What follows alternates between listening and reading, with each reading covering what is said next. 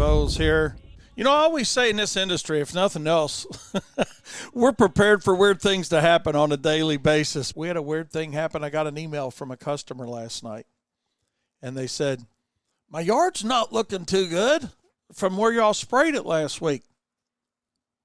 Have you ever had any of those? Anybody ever had that phone call? I guarantee you have. If you sprayed more than a year, you've had that phone call. My yard's not looking too good. Matter of fact, I think it's dying. I've been watering it, and, you know, there's 3 pitchers attached, and guess what? It was dying. And we'd just, I laugh about it. You, again, talk about just what we're talking about. You got to laugh about it. It's not the end of the world. Things happen. But, and the good part about it of it is it's simply a very small yard. I mean, literally under 2,000 square feet. So it's not the end of the world. And, but anyway, it's, we killed the wrong yard out last week. It was one of our customers that we were doing we're going to power seed it or slit seed it here in a week or so. And, but we were supposed to spray the yard 2 doors down because we do several yards right there in that little cul-de-sac there. And, hey, accidents happen. You know, we sprayed the wrong yard. So I just told her, you know, Lynette, we were going to, renovate your yard anyway. We're going to do the slit seeding. So we just went ahead and, hey, we're just going to kill it out and do it all the way for you. No additional charge. So we turned a negative thing into a very positive thing. Like I said, thank God it was only about 1,800 square feet. So it's not the end of the world, you know, but, and it'll probably make our seeding job a little bit easier and look better too. So, you know, at the end of the day, little things are going to happen. I have them happen. You have them happen. Hey, just know that it's not the end of the world. Another quick story that happened to us today. And you guys probably have had this happen to you. If you haven't, it will happen someday. But one of our crews this morning pulls up to mow a piece of property, and guess what? Somebody else is there mowing it. What do you think of that?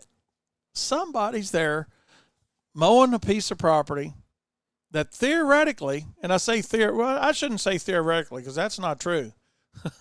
We have got the signed contract, and it's full maintenance. Mowing, fertilization, weed control, the landscape, the snow, the whole deal. But they pull up this morning to mow it, and I get a call from the crew leader saying, hey, XYZ company's here mowing the property. What do you do when that happens to you? What do you do when that happens to you? That's the question. You know, do you just pull off? Do you get mad at the person that's mowing the property? Heck no. Don't get mad at the guy that's mowing the property. You know, that's what I used to do. But you can't get mad at the guy mowing the property. You know, there might be a couple different reasons they're there. Maybe they're mowing the wrong property. You ever done that? I've done that. Heck, we sprayed the wrong yard last week, killed the wrong yard out. So it ain't time to go up there and get mad at the person that's on one of the properties that you take care of. No, it's not time to get mad at them.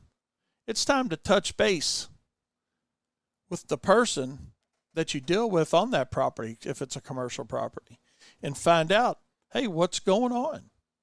You know, I didn't like the fact that, hey, there's a competitor that's on that property that we mow, and we got the contract on, a signed contract on, and have had it for a couple years. You know, we just got to figure it out. So I guess the main thing, the main takeaway from this, when it happens to you, or if it's happened to you, because I've reacted a lot of different ways in the past, you know, just simply, okay, hey, guy, man, go ahead and finish it up. And then you take care of it on your end and decide what you're going to do. Get in touch with the facility manager and find out what's up. You know, if they say, we fired you. Well, first of all, thanks for letting us know. But secondly, what I've found, a lot of times they forget that they've got written contracts with us. It doesn't happen on a daily basis to us, but, you know, it happens, same as it happens to you. And that's a reason that you need to have a service agreement in place. And I mean, that's not what we were going to talk about today, and we're not going to hammer this horse too long because I got another good topic to talk about. But it's not the end of the world when it happens, is my whole point. Don't get mad at the competitor that's mowing the yard or mowing the property. It's not their fault. You know, they were told to be there in some cases. In some cases, maybe they're doing the wrong property. Remember, profit is not a dirty word.